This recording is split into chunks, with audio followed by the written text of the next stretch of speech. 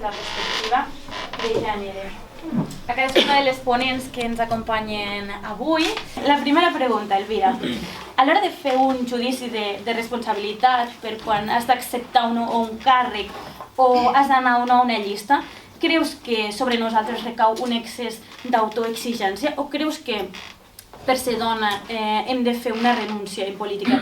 Si creus que és un tema de renúncia, creus que és la mateixa que han de fer els nostres companys? Home, jo penso que nosaltres tenim que fer diverses renúncies i diverses heroïcitats, no?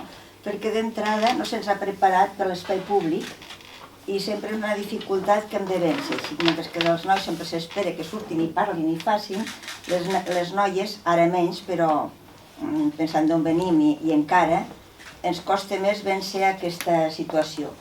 Per altra part, clar, el meu exemple és una mica especial perquè jo soc lesbiana, m'he casat, però no he tingut fills, no he tingut una professió tampoc, m'he dedicat realment al feminisme, a la qual em costa poc deixar-ho tot i posar-me i sortir al carrer. Però el meu feminisme és un feminisme més de barricada que institucional, no?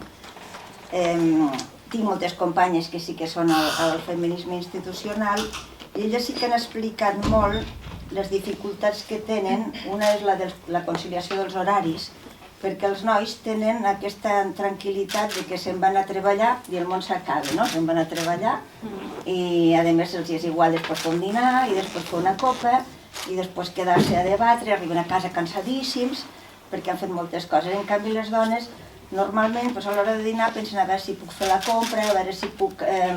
tenen al cap el iogurt del nen o el no sé què i a l'hora de tancar marxen. Això m'ho han explicat totes, no? A l'hora que s'acaba estàs esperant a veure si s'acaba per anar-me'n cap a casa. Mentre que ells, bueno, anem a fer una copa, anem a fer no sé què. I després hi ha moltes coses que es decideixen en aquests àmbits, no? Que no són les reunions.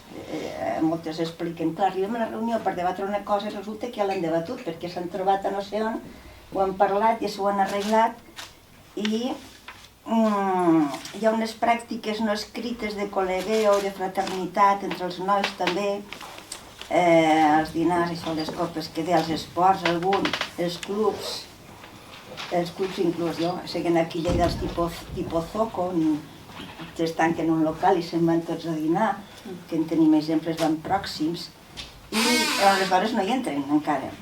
No està escrit però no hi entren. I hi ha una altra cosa que volia parlar, i a més em sembla que per apoyar un debat que tu has posat a la palestra molt valentment fa pocs dies, els prostíbuls també, els homes també van als prostíbuls i es col·leguegen. I he estat buscant i no l'he pogut trobar perquè a la hemeroteca no hi surt, no sé si l'ha retirat, un article del Manuel Hidalgo que va publicar fa 25 anys al Mundo, on ell explicava això, bueno, és que quan al bordell tots són iguals, els de dretes, els d'esquerres, tots són col·legues i tots s'entenen. I pensava que te'n vindria estupendo, però no figura als seus escrits, però jo juro que l'he llegit i que l'he retallat i en algun arxiu deu estar. I això em sembla també interessant de dir. Allí escoltava també a la ràdio una entrevista que li feien a la Dolors Calvet, que va ser diputada del PSUC a la primera legislatura al Parlament de Madrid, a les Cortes. I ella contava que van entrar, i en aquell moment eren les primeres Corts, hi havia l'Alberti, hi havia la Passionària i tal. I a la notícia que van donar van dir entre la Dolores Ibárruri i sus secretàries. I sus secretàries eren les diputades dones. Però encara no concebien que hi havia unes dones, encara que hagués sortit, no concebien. I una altra cosa que ella va contar és que cada vegada que entrava li demanaven la documentació. Mentre que els tios entraven pim-pam, ella era com una... Vostè on va? A veure, els documents, no? I és que això m'ha fet pensar amb això de que no la veien, que de vegades passa que les dones no ens veuen, si no són molt vistoses, que en aquell moment, en aquell Parlament i aquells ujiers i aquells periodistes, a les dones les veien allò com les secretàries i totes iguales, no? I això que es diu de vegades, és que els xinos els veuen tots iguals. I és perquè no hi ha cultura, vull dir, no coneixes prou els xinos per tindre una informació que els diferenci, no? Doncs el grup de les dones les veuen totes igual, vull dir, qui és aquesta? Aquesta és diputada? No l'havia vist mai, i l'ha vist 50 vegades, no? Hi ha estudis recents que demostren que no hi ha una penalització electoral pel fet que la número 1 sigui una dona en les llistes. Però com s'explica aleshores que no haguem tingut mai una alcaldessa dona o que, per exemple, l'única... Aquí, per exemple, sempre hem tingut més caps de llista que no pas dones caps de llista. Sí que hem tingut a l'Àngeles Ribes i també a la Rosa en el cas de la Crida. Però a què atribueixes tu el fet, per exemple, que a Lleida mai ha tingut cap alcaldessa o mai hem tingut cap rectora? Hi ha una manera femenina i masculina de fer política? Bueno, penso que és general, ni a Lleida ni a la presidència dels Estats Units, no? Ni a la Generalitat. Ni a la Generalitat. Les estadístiques sí que diuen que no hi ha un prejudici, però hi és, menteixen les estadístiques, perquè la gent de vegades quan li pregunta li diuen «Estaria res que fos una dona?» «Oh, no, jo la votaria», però no la voten, no? Vull dir, les estadístiques són a vegades molt tramposes. Jo sempre poso l'exemple aquest de que es diu a Suècia hi ha més violència contra les dones que a Espanya, perquè surt una llista de mortes més grossa que la d'aquí. Però resulta que les preguntes i les consideracions i les categories en què es considera que les dones moren per violència de gènere abarquen molts més ítems que aquí, no? La que s'ha suïcidat, la que ha mort al cap d'un mes, la que l'han matat al carrer, perquè aquí a les estadístiques només es consideren mortes per violència de gènere a les dones que tenen una relació sentimental amb el marit, però hi ha moltes altres més dones que moren, no? Des de les prostitutes a l'autostopista que maten amb una carretera, i aquestes aquí no figuren. L'estadística que surt, a pesar de que és horrorosa, no és total. I a Suècia tot això es compta i llavors resulta que l'estadística surt que hi ha més violència de gènere a Suècia que aquí, i això és mentida. I en aquest cas també no hi ha cap prejudici que les dones siguin presidentes, però resulta que no passa. Si no passa és que em sembla que són els fets els que manen, no? I volia contar que ja fa uns anys als Estats Units, quan hi havia un congrés de NOW, que és l'organització nacional de dones que va crear la Betty Friedan, van apoyar una candidatura d'una demòcrata que es deia Geraldine Ferraro, que va ser la primera que es va presentar en unes primàries per a sortir, i la van apoyar molt fortament, hi va haver un debat gran, i el debat a mi em va xocar molt que van fer uns anàlisis molt bons i la Gloria Steinem va dir no sortirà, no arribarem a tindre als Estats Units una dona abans que un afroamericà. Ella va contar la lluita de les sufragistes que lluitaven pel vot però també per l'alliberació dels esclaus, i les dones lluitaven conjuntament amb els afro.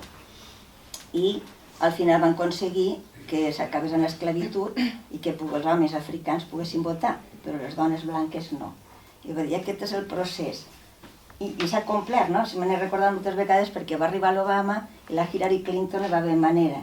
Inclús ara amb aquestes eleccions, la que acaba de retirar-se, que és Warren, es diu, no? Elizabeth Warren, acaba de retirar-se i segurament era la més preparada, però no surt encara, no? La Mireia va ser molt valenta a l'hora de poder verbalitzar que dins del seu propi partit havia patit assetjament. Existeixen dinàmiques masclistes internes dins dels partits. Tu coneixes o n'has patit alguna? Sabem que és un acte generalitzat de tots els partits, no va amb un tema de sigles, va amb un tema d'estructura i de societat, però en tot cas com creus que podem combatre aquestes dinàmiques o abús en espais que són tan tancats i tan endogàmics? Clar, existeixen de la mateixa manera que existeixen a la societat. Al final els partits són un reflexe de lo que hi ha al carrer. Jo tinc un testimoni personal complicat perquè clar, jo he militat al Partit Feminista i ara al Partit Feminista també hi ha homes, però quan jo militava no n'hi havia. De manera que hi havia altres tipus de roses i les lluites de poder que sempre es produeixen o els conflictes, perquè les dones tampoc som àngels, no som perfectes i les relacions humanes produeixen alguns conflictes. Ara, sí que a vegades he treballat en coalicions, no? El Partit Feminista vam entrar quan es va crear Izquierda Unida als anys 80, 86, 87. I realment la dinàmica era tremenda. Els tios aquells cridaven, avassallaven, Bueno, eren horrorosos, i això que eren l'esquerra de l'esquerra, no? Aquí hi havia els ecologistes, hi havia els humanistes, hi havia el PSOE, que era un partit socialista a l'esquerra del PSOE, o sigui, els que ja havien fet la campanya contra la OTAN, i era tremendo. Jo, clar, no he tornat a... Bueno, també es van presentar amb el Partit Feminista en unes altres eleccions que va ser el BEAN Unitat Popular, que presentàvem el Xirinacs. El Xirinacs és bastant diferent, o sigui, les maneres... També una cosa és Madrid i una altra cosa Catalunya per aquestes coses. Els madrilenyos són molt expressius i un verbo més deslligat. El que tenim que fer nosaltres és denunciar, no callar. Les lleis s'han de fer funcionar perquè hem aconseguit tenir unes lleis però s'han d'aplicar i els reglaments s'han d'aplicar i s'han de treure. És cert que ara surt i que abans no sortia, perquè els partits passaven de tot i tothom callava, no? I ara surt, però no es pot parar. Us parlaré de la Susana Pérez, que és una periodista i doctora en comunicació per la Universitat Ramon Llull. Ella va fer un article molt xulo l'any 2018 on explicava que les dones periodistes i també del món de la comunicació pateixen una triple discriminació. La primera, com a treballadores, en el fet, per exemple, que els salaris de menys de 1.000 euros recauen majoritàriament en dones i en canvi els 3.000 són per senyors. Les dones també ocupeu menys càrrecs directius en els mitjans. Un exemple és que avui la Laura, amb molt bon criteri, m'ha fet saber que no només el diari Ara està dirigit per una dona, que és Esther Vera, sinó també el periòdico, però tot i així segueixen sent minoria. La segona de les discriminacions és una discriminació que es pateix en silenci. És el tema de l'assetjament, el menyspreu i també el maltractament psicològic. El fet que quan arribis a una redacció siguis becària, hagis d'escoltar de manera reiterada comentaris sobre la teva manera de vestir, sobre la teva manera de parlar, o de les parelles que tens, o amb qui te'n vas al llit, o quin cercle d'amistats tens. Que hi hagi inclús un rànquing en funció de la bellesa de les becàries, com han tret a la llum algunes periodistes. O que algú, com la Mònica Prieto, periodista també, que cobria conflictes, hagi d'escoltar quan torni, que és que està molt morena i està molt guapa. La tercera de les discriminacions que comentava la Susana en aquest article les patiu com a consumidores pròpies de mitjans. I és que el que ella posava de manifest és que quan tu llegeixes el diari i escoltes la ràdio o vas a una televisió, hi ha evidentment un sesgo. És a dir, al final, quan donem una notícia, per exemple, la pujada del 0,25 de les pensions, no expliquem la diferència de més de 30 punts entre la pensió mitjana d'homes i la de dones. Per tant, en aquest sentit, també com a consumidors patiu una discriminació. Laura, comparteixes aquesta diagnosi que fa la Susana en l'àmbit del periodisme i la discriminació que patiu les professionals del sector. M'agradaria si ens poguessis parlar també del nostre territori. En concret, si tu consideres que és un món masculinitzat i si et ve de gust i s'ha donat el cas, alguna experiència, algun masclisme o micromasclisme que tu hagis patit en pròpia pell. Sí, és a dir, com comentaves amb el tema dels responsables de mitjans, sí que és veritat que la majoria de directors de mitjans de comunicació, de diaris, de ràdios, de televisions, són homes. És a dir, tots tenim al cap l'Esther Vera, perquè realment va ser com la primera, tot i que no va ser la primera. Després explicaré una anècdota que buscant informació he trobat a la primera, que no coneixia la veritat i que m'ha semblat molt interessant, però l'Esther Vera la tenim al cap com la primera directora d'un diari que va ser l'Ara, no?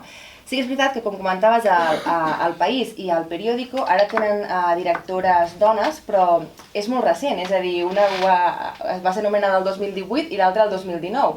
I en la història d'aquests diaris, és a dir, no hi havia hagut mai una directora dona.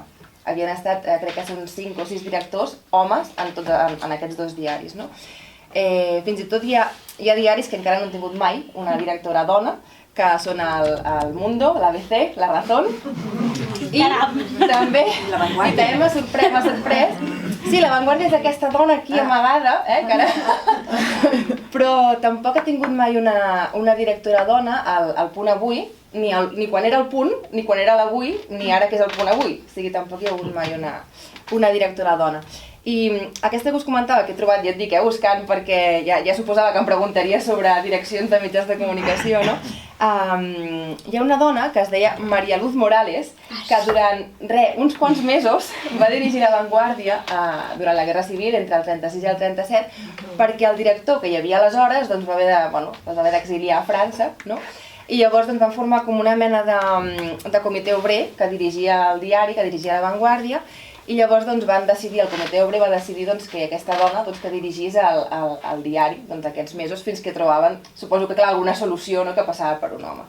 I això, la María Luz Morales va dirigir a La Vanguardia durant aquests mesos, que era una dona que era gallega, que havia nascut a la Corunya, però que portava molts anys a Barcelona, i a més era una referent cultural espectacular que parlava 7 idiomes, havia col·laborat amb un munt de publicacions de setmanaris i això, i es dedicava sobretot a temes més culturals. Parlava de cinema, de moda, va començar a parlar també de literatura, vull dir que era una dona realment amb un bagatge cultural molt gran i que li va permetre dirigir aquest diari La Vanguardia durant uns mesos.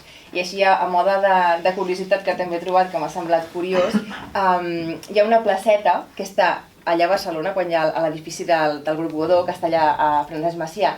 Doncs al darrere hi ha una placeta que es diu plaça María Luz Morales. I jo la desconeixia, soc de Barcelona, ja pel meu accent ja ho veureu deduït, tot i que porto 12 anys vivint a Lleida, però bueno. I no, jo no la coneixia tampoc, ni a ella, ni a la placeta, ni res. I la veritat que va fer gràcia. I el mateix passa també amb altres mitjans de comunicació, és a dir, amb ràdios. També tots els directors actuals són homes, excepte la de Ràdio Nacional, que també la van nomenar el 2019-2018, per allà, o sigui, fa poc. I a televisió són tot homes, i així com a... No? M'equivoco? De televisió espanyola? Sí. Però no ho era abans? Ara no, és que ho he buscat perquè no sabia exactament qui era, i si no m'equivoco és el David Valcarce, el director de televisió espanyola. És que no és directora, és presidenta de l'ente. Sí, però no és directora executiva. Sí, però bueno, sí, presidenta. Com a director no, o sigui, com a directora a les teles no he trobat cap, tots són homes. El Sanchís a TV3, tots són homes. I això, m'he posat a la pàgina web d'aquesta televisió tan feminista, com és Mediaset, Telecinco i tal.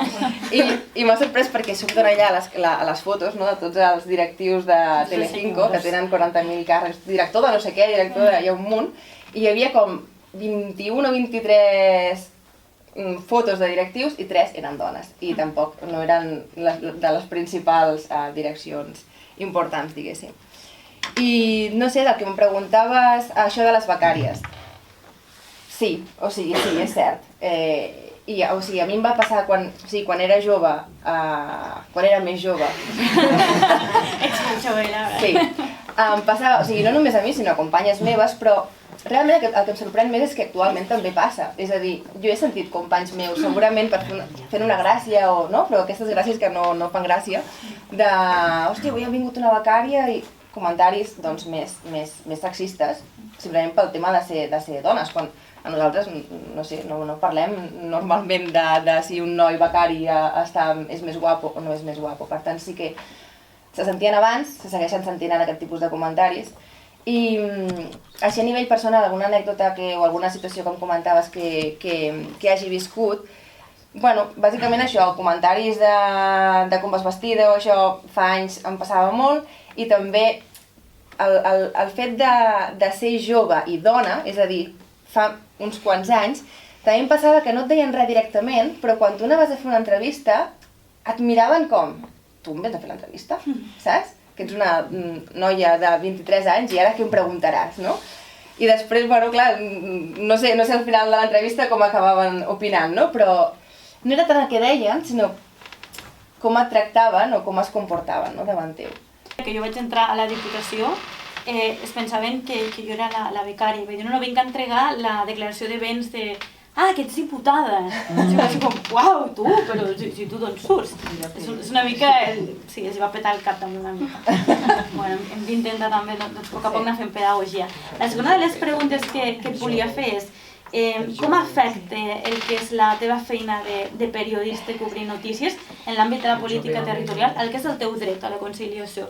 L'Elvira comentava que les dones en política, el tema de la conciliació és un tema que s'ha d'afrontar. És també en el món del periodisme un tema que s'ha d'afrontar? Sí, perdona, vull fer un parèntesi amb la pregunta d'abans, que m'has preguntat per mitjans locals i jo he parlat d'altres analistes, però, bueno, ja ho sabeu, però avui dia Segre i La Mañana dirigeixen homes i, si no m'equivoco, sempre hem dirigit homes. No, crec que sempre ho han dirigit homes, per tant, sí que és veritat que hi ha bastantes dones amb delegacions, per exemple, de ràdios. Catalunya Ràdio és una dona, TV3 de Lleida és una dona, la SER també és una dona, però diguéssim que les grans, les mares, no? són homes. El tema de la conciliació. Sí, la conciliació, clar, a veure, a nivell periodístic la conciliació és molt complicada, siguis dona o siguis home, això és així, perquè és una feina que treballes 24 hores, ja ho comentaves tu abans, que comences fent un míting a les 8 i acabes amb una reunió a les 12 de la nit, o al revés, reunió a les 8 i míting a les 12 de la nit. Clar, els periodistes les cobrim, aquestes coses. Llavors, doncs, encara acabem més tard, perquè moltes vegades, clar, un míting a les 9, i dius, hòstia, a les 9, acaba a les 11, i llavors tu encara has d'escriure, has de passar les fotos, llavors acabes de treballar molt tard. Per tant, la conciliació sí, és complicada. Aquí no crec que vagi tant amb el gènere. El que sí que és veritat que per poder conciliar, jo m'he trobat molts companys i companyes que quan algú s'ha d'agafar una reducció de jornada per poder compaginar, se l'acaba agafant la dona. Hi ha excepcions. O sigui, tinc una amiga que el seu home s'ha agafat la reducció de jornada, però majoritàriament s'ha agafat la reducció de jornada les dones. És complicada la conciliació, però jo crec que es podria solucionar, el que passa és que hi ha poca voluntat dels empresaris de fer-ho, perquè es podrien establir uns torns, és a dir, al final la majoria d'activitat informativa és al matí fins a les 5 de la tarda. A la tarda, vespre, no sé que hi hagi un acte polític o que hi hagi una manifestació, realment hi ha poca activitat informativa. Llavors, si destinessin tots els recursos al matí, llavors cada dia o cada setmana una persona fes la guàrdia a la tarda, crec que seria més operatiu, que permetria una mica més de conciliació. Però tal com està ara de treballar jornada partida o jornada llarguíssima, és complicada la conciliació molt. L'any 2015 vas fer un article pel 7 Accents on parlaves del fet que a partir dels 30, i jo et dic també una miqueta abans, als 20 també algú t'ho pregunta, per quan el fill o la filla? Què els respondries a les persones que constantment ens traslladen preguntes tan personals i privades, a part de somriure educadament? Que és el que jo feia abans, però al final ja em vaig cansar, vaig començar a respondre i ara ja fa anys que no em pregunten. Però sí que és veritat que vaig copsar que quan tu feies 30 anys o tenies 30 pocs, també si tenies parella, no? Que la gent et pregunti, mira, jo puc acceptar que la teva família, el teu cercle d'amics, tot i que tampoc no hauríem de per què fer-ho, però encara ho puc entendre, però que la veïna o el veí del 5è et pregunti ai, i què? El fill per quan? I penses... O sigui, és molt privat, és a dir, quan s'ha convertit en un debat públic una cosa tan privada com la maternitat o la paternitat. I després que amb aquesta pregunta tampoc, no són conscients del mal que poden fer, no? Perquè a vegades hi ha persones que directament han decidit no tenir fills, no? O sigui, cadascú és lliure, doncs jo no vull ser pare ni vull ser mare. Per què he d'estar aguantant aquestes preguntes i és com que la meva obligació és ser pare o ser mare? Doncs no, m'incomoda i a banda no t'he de donar explicacions perquè no et connecta res.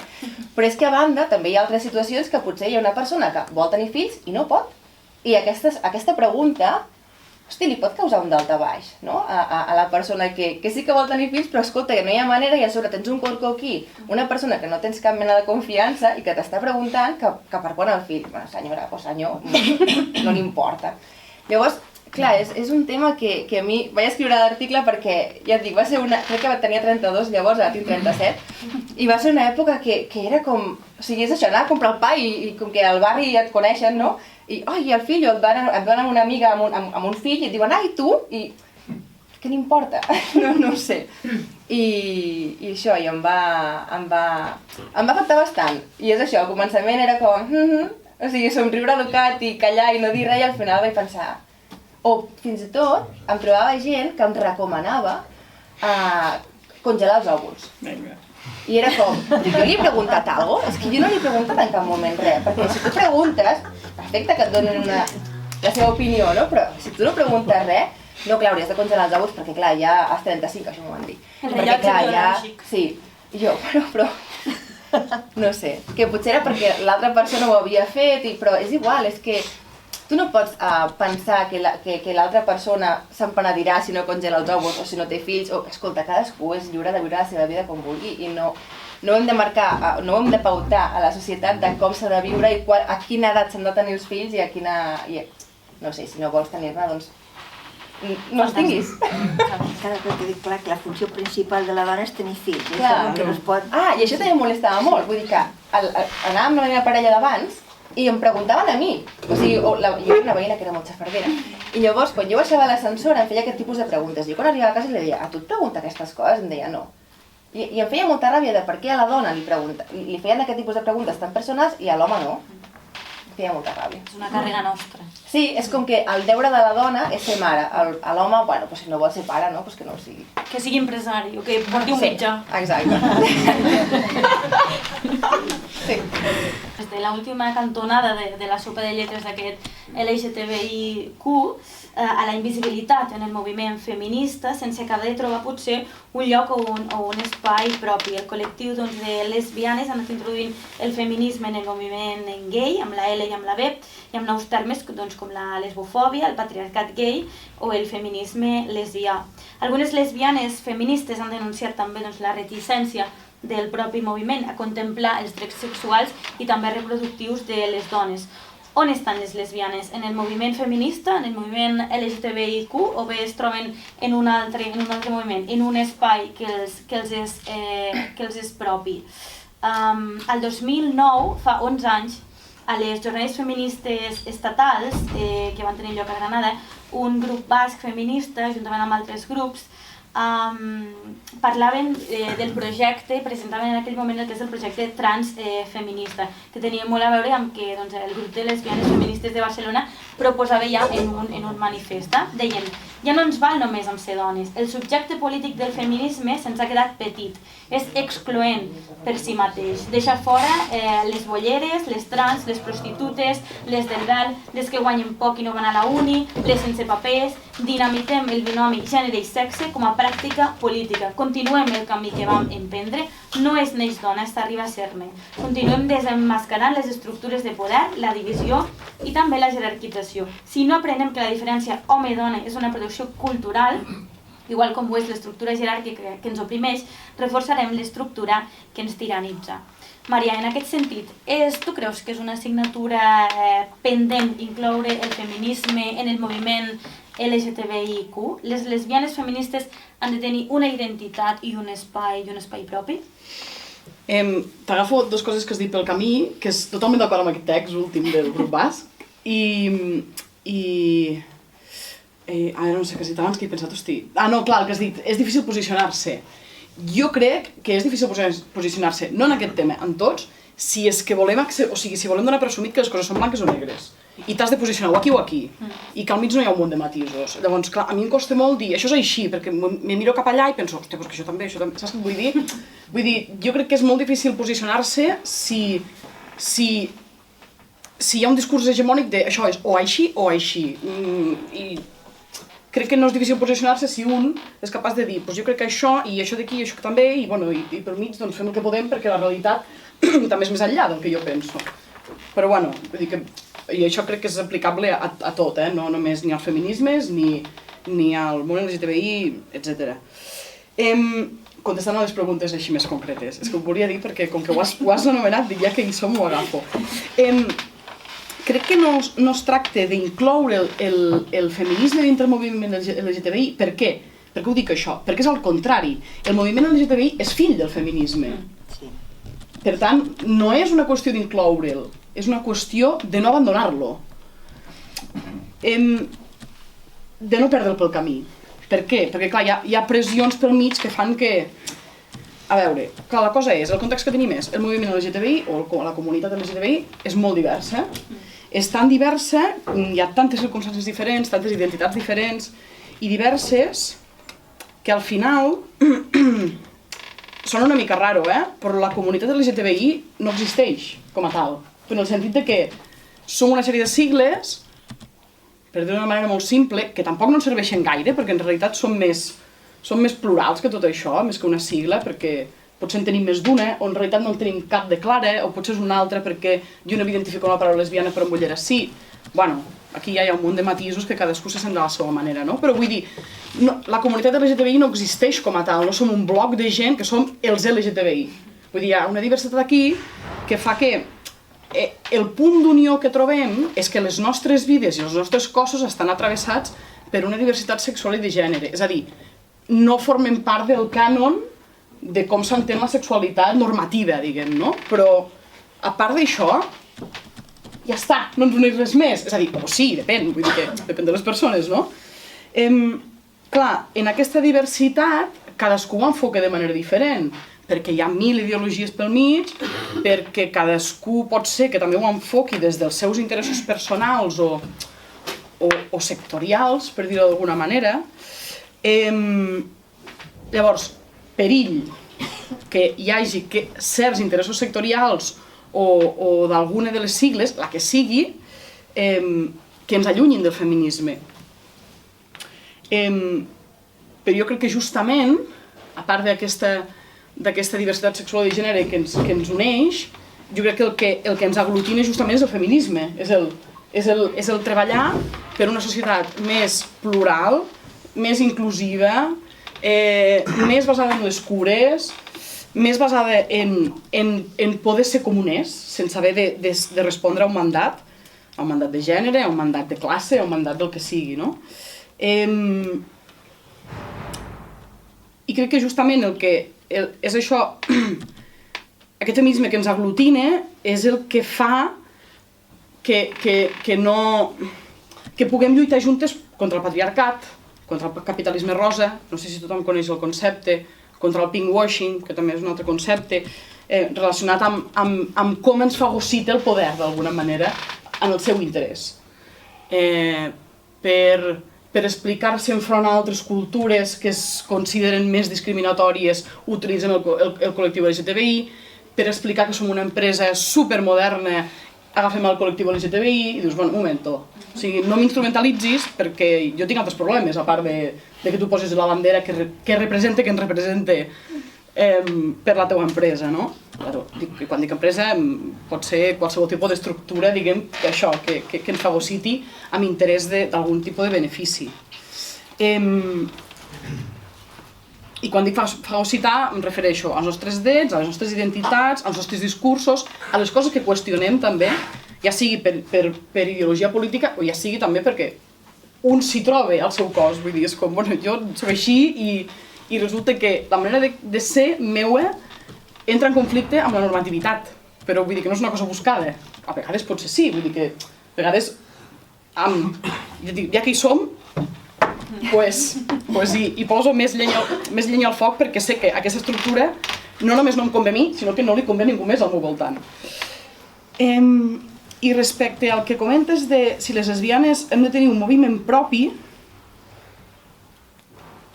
ara ja parlo per mi, perquè és difícil dir això. Potser hi ha moltes lesbianes que pensen que sí, que vull dir, hi ha el grup de lesbianes de Barcelona o les lesbianes de Girona i evidentment són grups que han fet feina, vull dir que això no és innegable, no? Que s'han aglutinat al voltant d'una sigla que és la L i que això ha portat a certes coses positives, sens dubte, vull dir, ni per un moment. Ara bé, per mi, des del mateix punt de vista, és que clar, la sigla L tampoc no existeix en el sentit de que som una comunitat. Clar que tenim unes coses en comú, és evident. Però la pregunta també és la mateixa. Què ens aglutina al voltant d'aquesta L o d'aquesta lluita? Què ens fa lluitar juntes? La nostra orientació sexual? La nostra identitat de gènere? La nostra expressió de gènere? És a dir, la manera en què ens vestim, ens expressem, gesticulem, ens relacionem amb el món, en general. Jo crec que el que ens ha d'aglutinar són no tant l'orientació sexual, que evidentment són punts de connexió, no tant com els objectius o les aspiracions socials, col·lectives que tenim. A mi personalment no em serveix ajuntar-me, diguem, en la lluita o en el treballar per una societat millor, amb una lesbiana que no sigui feminista, amb una lesbiana que no qüestioni el mandat de gènere, o que no treballi pel bé comú. Vull dir, a mi m'és igual que sigui lesbiana en realitat, vull dir, és que tot me fot. Jo necessito una persona que pensi que les lesbianes o no són persones com qualsevol altra i mereixem i necessitem exercir els mateixos drets. No... Llavors, que aquesta persona sigui lesbiana o no, des del meu punt de vista, insisteixo, és secundari. Clar que és un punt de trobada, però no és l'únic. O sigui, si ens ajuntem perquè som lesbianes, així, com a titular, jo trobo que és essencialista. És com si les lesbianes fossin d'una determinada manera, i clar, no és tan aquesta. Les lesbianes tenim una sèrie de problemàtiques, que a més se creuen amb altres estructures, que no tenen només a veure amb la nostra orientació sexual, també. Però es creuen amb un sistema sanitari que ens exclou, es creuen amb el masclisme, es creuen amb l'obligatorietat de ser mare o no ser-ho, perquè clar, potser pel fet de ser mare, o sigui, pel fet de ser lesbiana, no sentim tant d'aquests comentaris, o sí. En el meu cas concret, tinc la sensació que a vegades m'he estalviat certs comentaris d'aquest tipus, me n'he guanyat d'altres, però m'he estalviat cert tipus de comentaris perquè que se pressuposa que com que soc lesbiana, això de tindre fills, doncs igual no. O sí, no sé, vull dir que estic parlant de la meva vivència personal, no ho generalitzo perquè suposo que és difícil. Potser hi ha gent que no s'ha sentit certs tipus de comentaris i el de la maternitat sí. No ho sé, potser és explícit que jo no vull ser mare, llavors potser ja la gent ho sap i ja ni m'ho pregunta perquè... I aquests problemes, per exemple, que posaves, aquests problemes que us uneixen, i que ens uneixen també a les feministes, com poden ser el tema dels drets reproductius o el que és la gestació subrogada, és un debat encara que no el vulguem encasellar, però dins del propi col·lectiu LGTBI en el que hi ha dissonàncies. Com s'aborda això? Com ho fem? Mira, faig servir la frase que ha fet servir l'Elvira perquè dintre del moviment LGTBI hi ha desacords en aquest sentit perquè hi són a la resta de la societat i no són més que un reflex perquè al final són part de la societat, per tant no hi ha més, no és que hi hagi més debat. Clar, en aquest sentit, que posaves, la G té més pes a dintre d'aquesta... Pot ser, clar, al sí, final, clar. Sí, és a dir... És la primera sigla... Exacte, però és la primera a l'imaginari que surt, no? Quan diem el col·lectiu gay, diguem moltes vegades, en lloc del col·lectiu LGTBI. Bueno, clar, és que això no és gratuït, tampoc. Hi ha estudis que diuen que els mitjans de comunicació, la imatge de la persona LGTBI és un home gai, blanc, d'edat mitjana, amb un cos normatiu, vull dir que hi ha un relat que està fet, que no és gratuït, és a dir, no és que... És a dir, no ve de cap lloc, aquesta imatge que ens ve al cap. Ens ve perquè està posada allí des d'algun lloc, no? O des de diversos, segurament. I sí, i és cert que clar, hi ha un pes d'aquesta sigla, però m'ho vull mirar des de l'altra banda i dir que hi ha molts companys mariques que són grans companys del feminisme, vull dir, quasi, mira, de fet he escrit un concepte que no l'he vist mai escrit enlloc, però potser me l'he inventat avui, però vull dir, tenim grans companys que ens acompanyen des d'un feminisme marica. Els homes també tenen un mandat de gènere i també els hi pesa, i a més, al món gay hi ha una normativitat paral·lela, és a dir, per sortir de la normativitat heterosexual s'ha creat una de paral·lela, que és no ets així, vale, bien. Ara sí has de ser així, perquè si ets així també surt de la norma. Llavors, hòstia, prou de normes ja, vull dir, posem-nos una mica d'espai per totes, no? Llavors, què vull dir amb això? Que des d'aquest feminisme també ens acompanyen vull dir, la conclusió final és, vull trencar el mite de que els homes gais estan a favor de la gestació subrogada per norma general, perquè la meva experiència és que no és així. Perquè són homes que també són víctimes del masclisme i per tant, diuen que si s'instrumentalitza els nostres cossos, jo no m'atreveixo a instrumentalitzar la meva companya o desconeguda de l'altra punta del món, m'és igual. Llavors, no donem per fet que... O sigui, qüestionem juntes, i quan dic juntes, dic juntis, dic juntes, junts, juntis, tots els gèneres possibles. Qüestionem l'ús dels nostres cossos, perquè no és només amb la gestació subrogada, és això, no és que m'obliguen a ser mare o que no m'obliguen a ser-ho, vull dir que hi ha molts temes, no?, això dels drets reproductius. La salut sexual també és un tema, perquè una va al ginecòleg i no hi és a l'imaginari d'aquestes persones, i si jo tinc un ginecòleg que no pot atendre, no tinc cap mena d'atenció respecte a l'homosexualitat a nivell mèdic. Altres potser sí, però a nivell mèdic és molt difícil de trobar. Llavors, també tenim un problema amb això. Qüestionem juntes la maternitat, qüestionem juntes la paternitat també, qüestionem juntes les diverses maneres de criança, i per tant no donem per fet que és aquesta gent la que està intentant fer que es legalitzi la gestació subrogada, perquè no ho fa el gai, ho fa el liberalisme, ho fa el patriarcat, ho fa les empreses, perquè al final és aquesta, que independentment de l'orientació sexual, perquè també recordem, també hi ha prou estudis, que la immensa majoria de parelles que estan recorrent a la gestació subrogada són parelles heterosexuals. Vull dir que també estem creant un relat de que són parelles d'homosexuals homes que estan anant a fer la gestació subrogada quan són minoria. Però és que són minoria perquè és que som una part de la minoria de la població, per tant és que és impossible que siguin la majoria. Per tant és que no... És estadística. Claro, vull dir, llavors són reals que es creen, no? I un pensa en gestació subrogada, gais. Doncs no. Doncs no és així. I afegir amb aquesta qüestió, que és que després també hi ha aquella cosa de i per què no adopten? Doncs molta gent no adopta perquè els sistemes d'adopció són molt difícils, són molt lents, són molt cars també.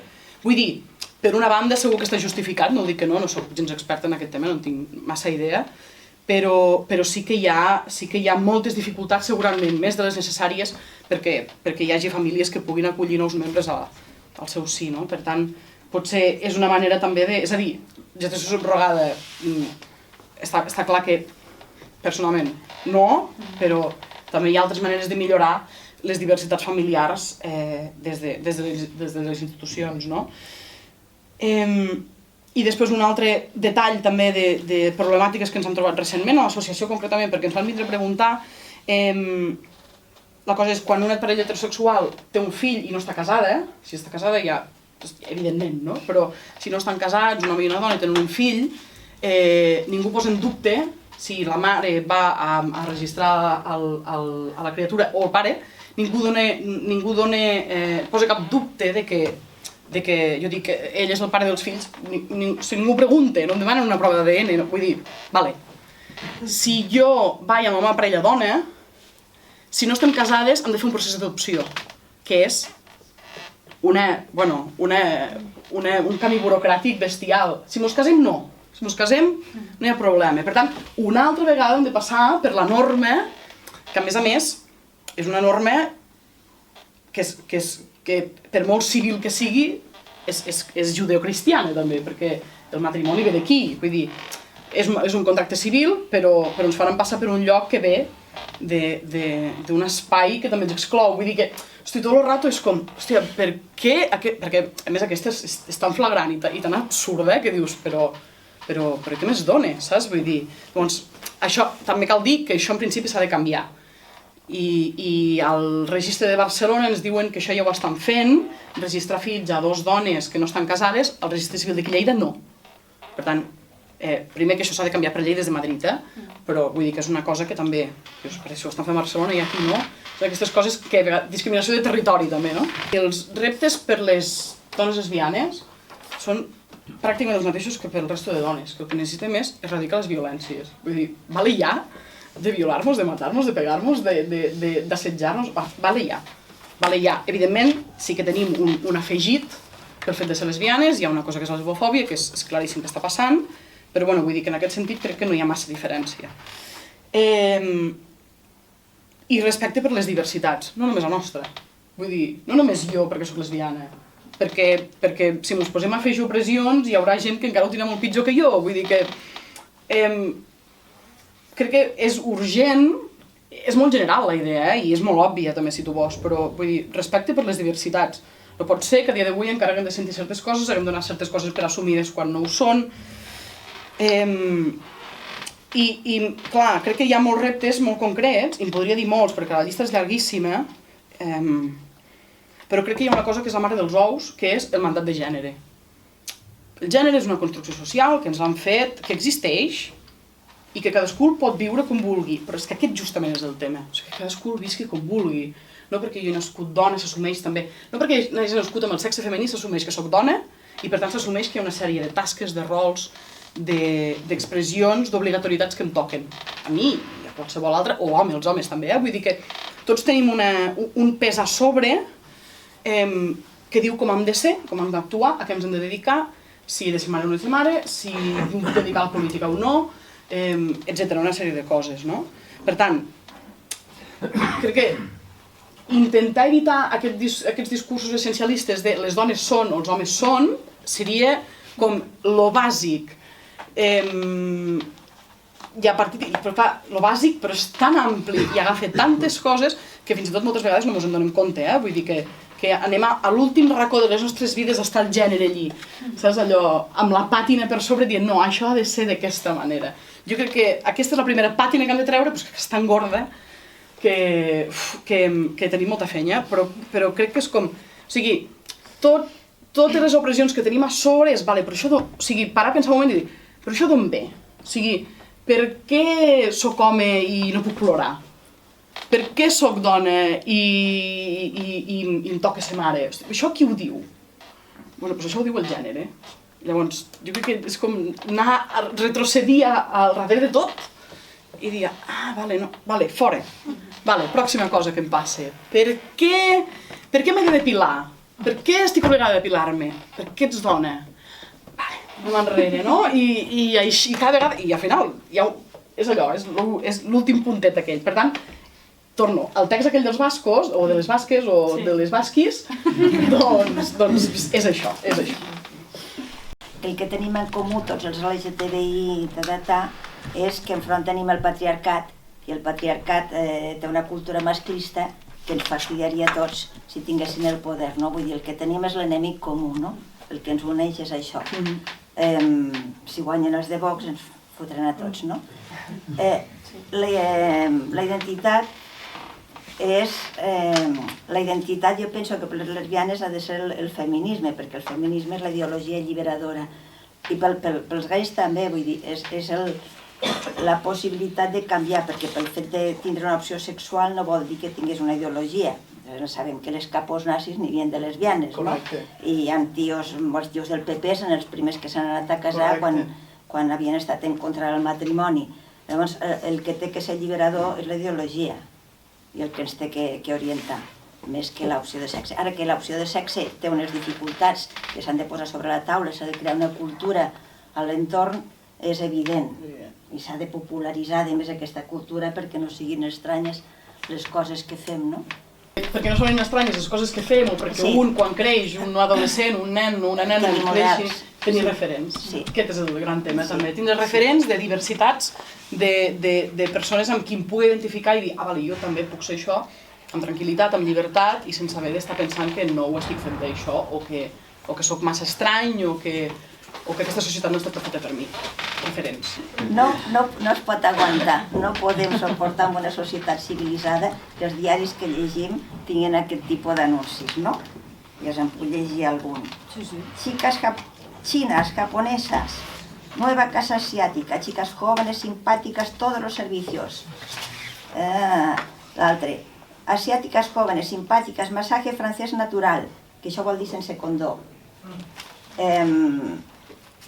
Bruna brasileña, cachonda, viciosa, tàrrega, cuarentona, jugosita, canyera, 30 euros, tot això posen el preu, 30 euros, 20 euros, no sé què. I diari subvencionat, Diari subvencionat. Chica exuberante, completíssima, pechugona, 30 euros, sin prisas, a més, fot-li hores. Madurita latina, això no es pot aguantar. Severa, estricta, cachonda, morbosa, servicio completo. Cariñosa, discreta, buenas manos, chicas nuevas de 22 a 35 anys, que potser en tenen 16. Això ens ho hem de carregar, ara que som aquí nosaltres. Totalment, o deixem que hi hagi persones que elegeixin també treballar amb el seu cos, si és que elles ho desitgen. Ojo, aquesta és la coma. Aquí jo crec que hauria de donar una altra jornada. Correcte, només ho vull deixar perquè... Això és merda, això no es pot aguantar.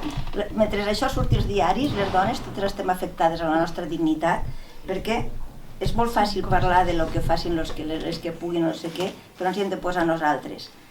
Posem-nos nosaltres en aquesta situació. És com a dir... Bueno, és un debat No, només dic que sigui desitjat o no, si no és desitjat estic totalment d'acord. Això és indigne. És que clar, aquí l'altra cosa seria, perquè l'altre dia jo llegia un tuit que deia, a veure, si comencem a parlar de que el sexe ha de ser desitjat i no consentit. És a dir, jo no he de consentir, jo he de desitjar. Si no ho desitjo, doncs és que ja no cal ni que entrem a valorar res més. És una mica això de l'ABC, l'ABC d'educació sexual, doncs això, si parlem. Una que no n'heu parlat, potser, i que a vegades resulta també una mica incòmoda, parlar de feminisme i llavors introduir els homes, és que en penseu d'introduir els homes en aquests espais.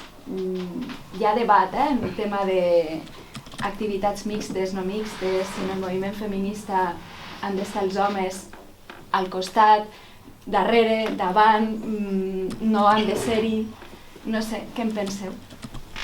Jo penso que és imprescindible.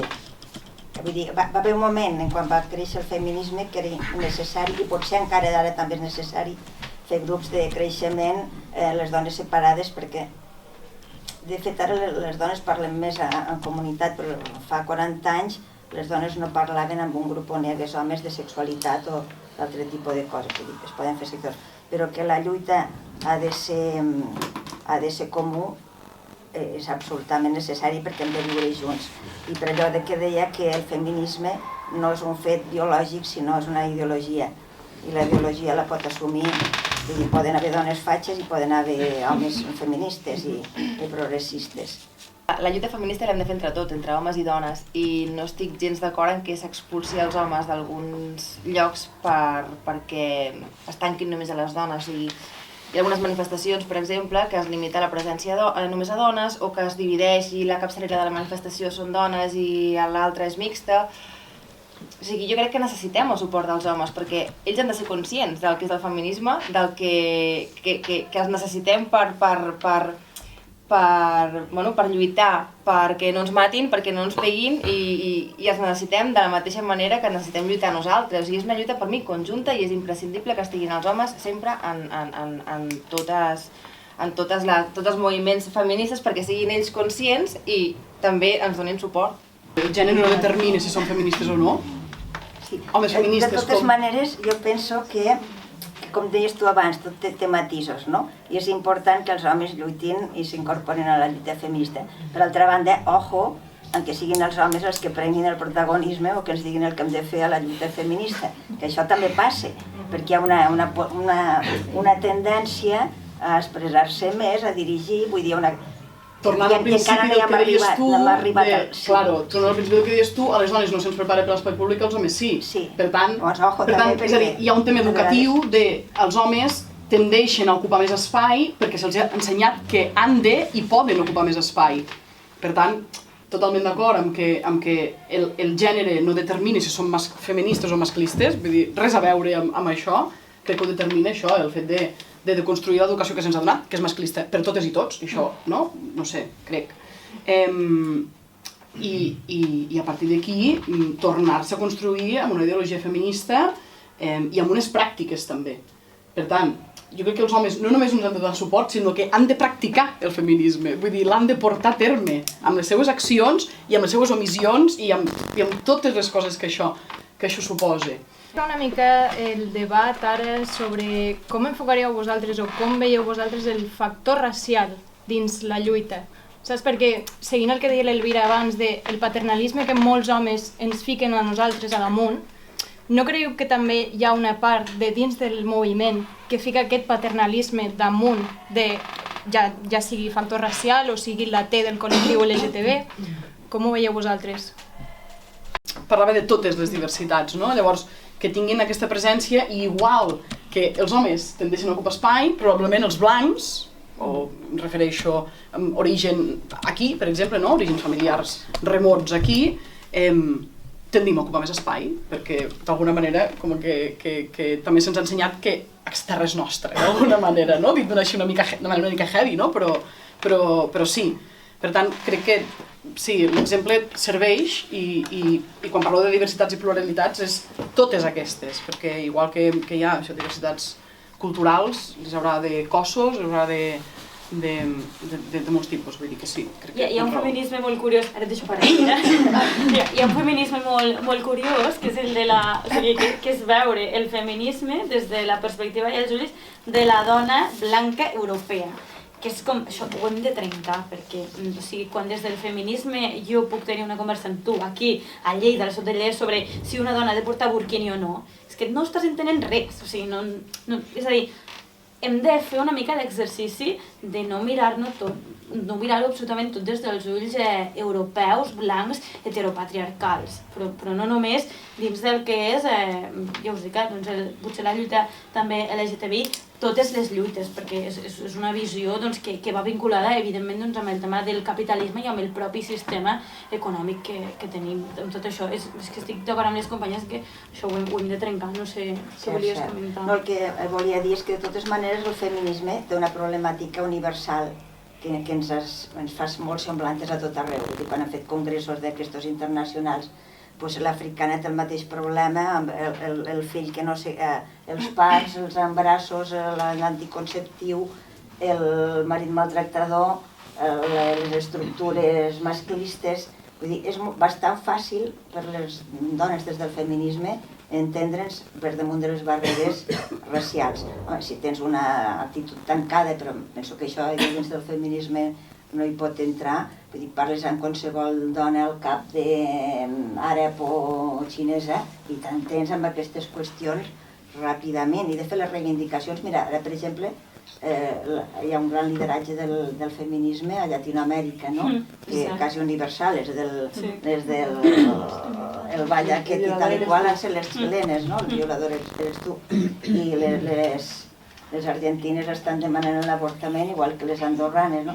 Jo penso que això de que sí que la sororitat és universal és cert.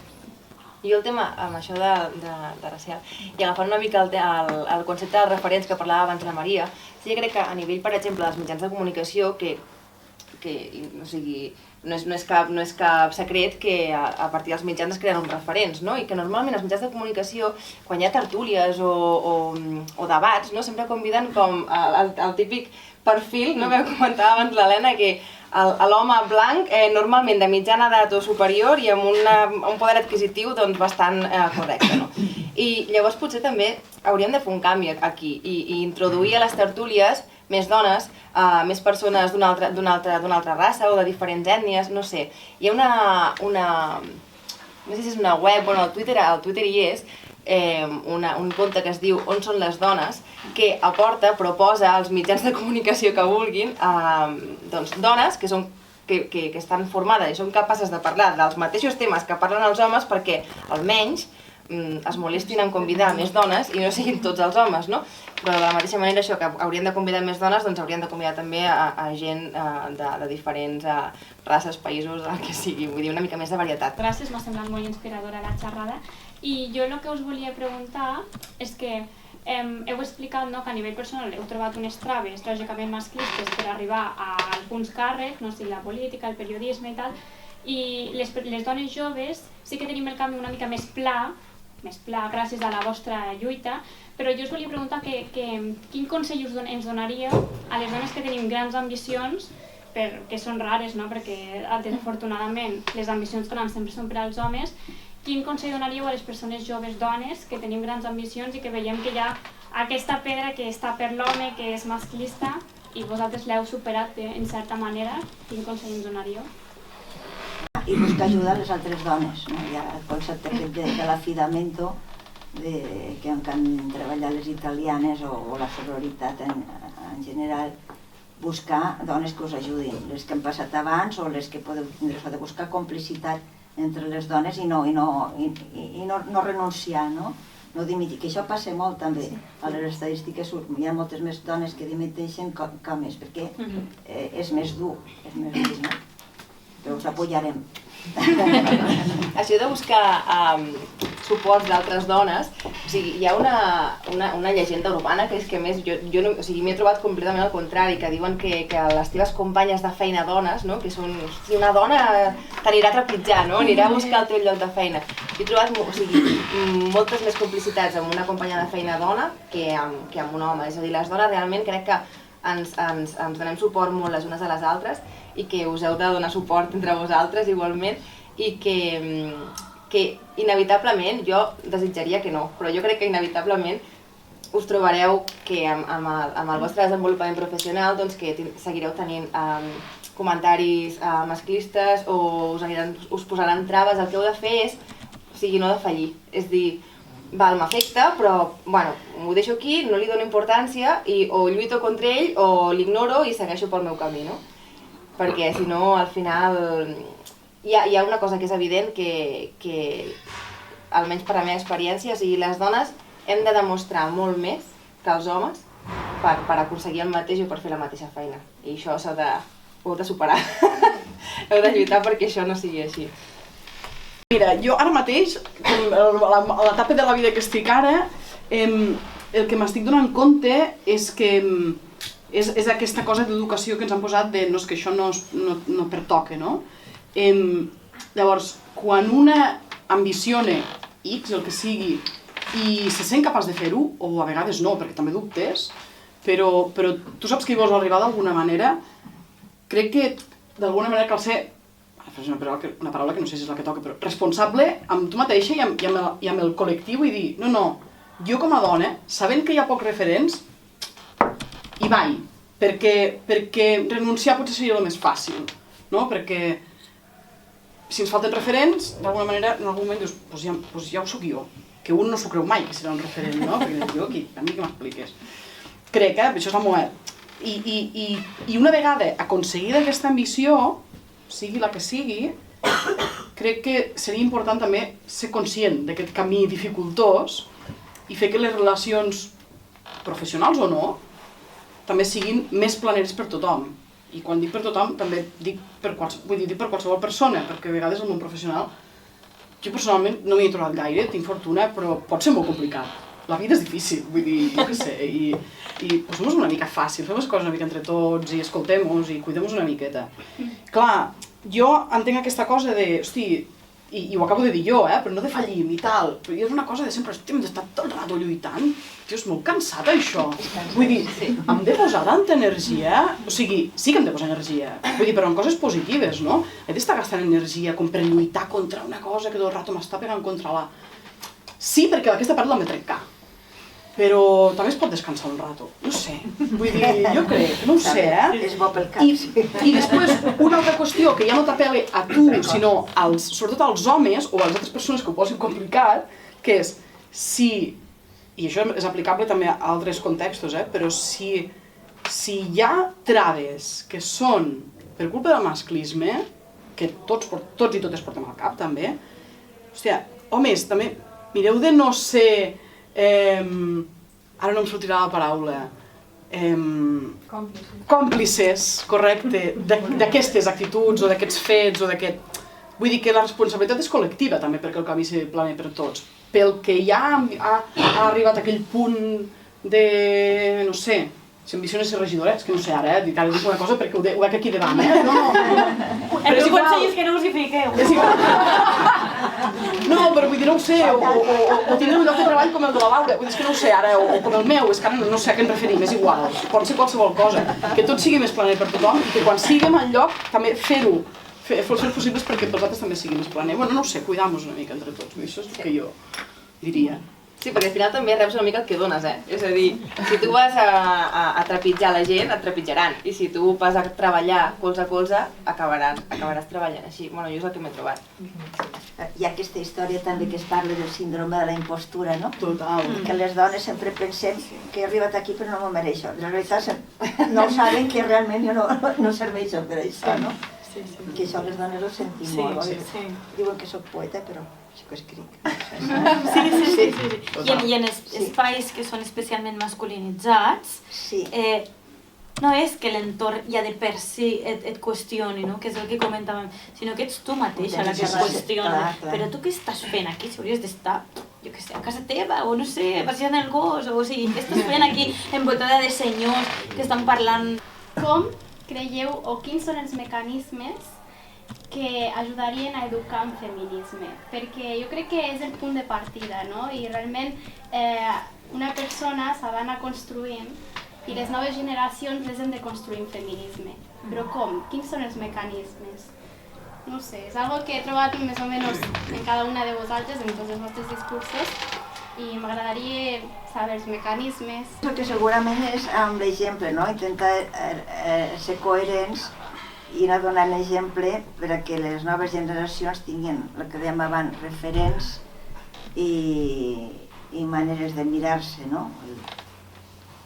Potser has de començar una mica també pel teu entorn més proper, no? És Sí. a dir, no les voler... actituds personals. Sí, és a dir, no sé, amb la teva família, amb els teus amics, és a dir, jo a vegades intento fer una mica de pedagogia i hi ha amics d'amics que bueno, és que, ara em diré, que em diuen feminazi directament, saps aquesta paraula? O sigui, em molesta moltíssim. Però, perquè, és que no puc suportar, perquè hi ha, sobretot homes, és veritat, hi ha molts homes que fan comentaris com graciosos, saps? Masclistes, i llavors a mi no em fan gràcia. I clar, i ho he de dir, i llavors, no sé, és això, començo amb el meu entorn, com a educar el meu entorn, que a vegades, clar, ara ja es tallen més, que jo no sé si es tallen per no ofendre'm o perquè realment han recapacitat. Jo vull creure que és perquè han recapacitat. Però, no sé, potser a vegades no cal allò fer unes conferències a arribar a un munt de gent, sinó començar com pel teu entorn. I si tens fills, doncs educar-los en el feminisme. El tema és que l'educació ve per tants llocs, no és l'escola, no són els pares o la família extensa.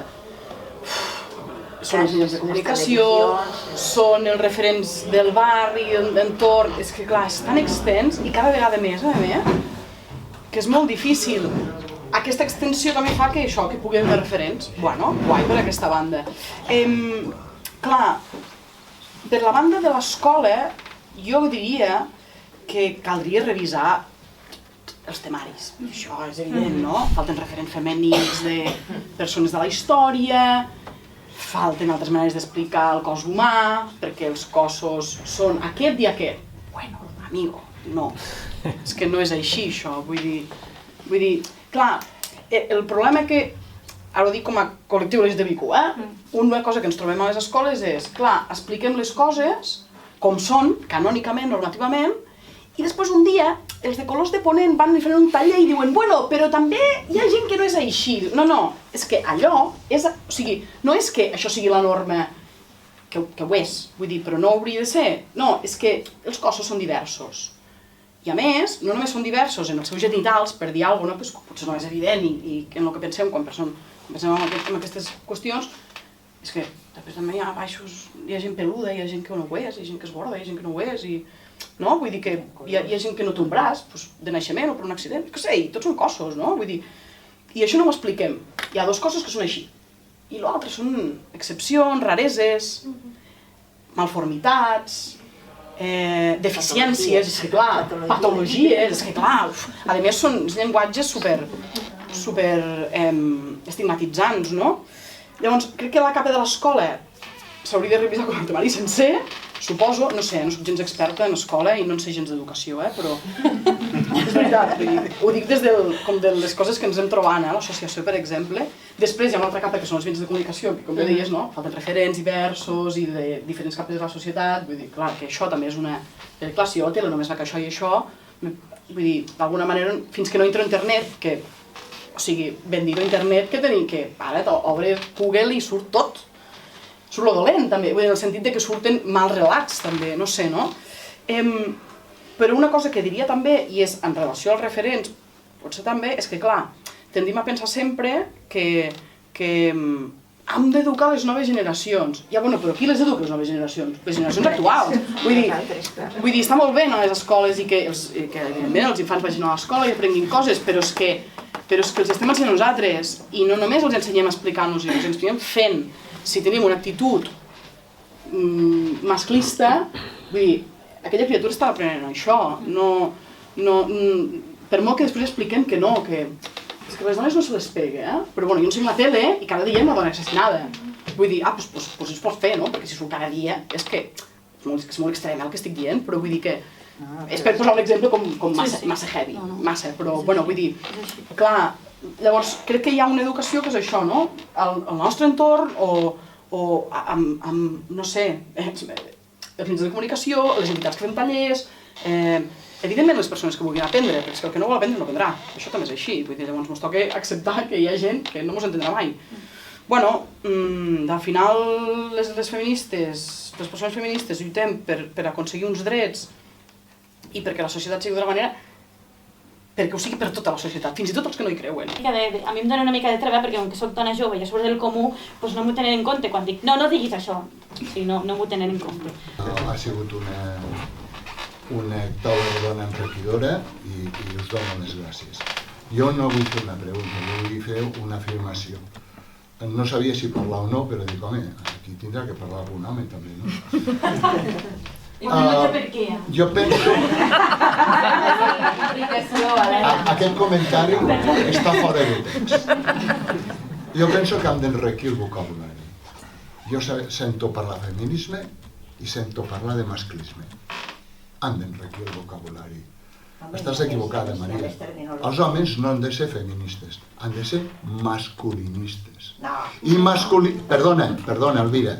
I masculinisme i feminisme junts lluitar contra el masclisme. Què vol dir masculinisme? Doncs és el mateix que feminisme, però amb home. No, desenvolupa una mica que així no t'acabo d'entendre. Per això t'he dit que s'ha d'enriquir el vocabulari perquè la paraula no la trobaràs al diccionari. Bueno, però tu tens una definició d'això, no? M'imagino, perquè si no no fas aquesta paraula. És el mateix.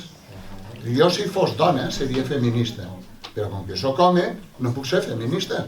Que apoyi el feminisme és una cosa, però no pot ser feminista. Ajudar a col·laborar, compartir, ¿vale? Però sempre, a tots els nivells. Porto jo tota la vida, que quasi en tinc 60, esbarallant-me i vivint amb dones. Ningú parla de que no hi ha dones fusteres, mecànics, etc. Sembla que els oficis només siguin dels homes. No, ha de ser de tothom. La meva mare també és infermera. La coneixo, he treballat amb ella. Fantàstic. L'enfermeria, que és una feina preciosa, per cert, és una feina que es dedica a les cures. Bàsicament, el cometido de l'enfermeria és curar a les persones. I més coses. No, ho dic com a concepte global, Les feines que estan relacionades amb les cures, tradicionalment, estan associades a les dones. I ho confirma que un 80% de les persones que es dediquen a l'enfermeria són dones. És bo o dolent? Depèn. El problema no és dolent de per si que siguin 80%. Un moment que acabo. Les religioses, perquè eren monges, Home, per favor, i els... No. Aquesta nit li pregunto a ma mare perquè em diu, però ella sempre em parla de les monges, no em parla dels capellans, Clar que es pot ser feminista sent un home, de la mateixa manera que sent blanc es pot ser antiracista. No pel fet de ser blanc has de ser racista, no pel fet de ser home has de ser masclista. I això de masculinista és un disbarat. El que has de fer és llegir sobre feminisme i enterar-te, perquè hi ha molta literatura. Aquest llibre és per la Laura i aquest llibre és per tu. Oh, gràcies. Bien! Gràcies.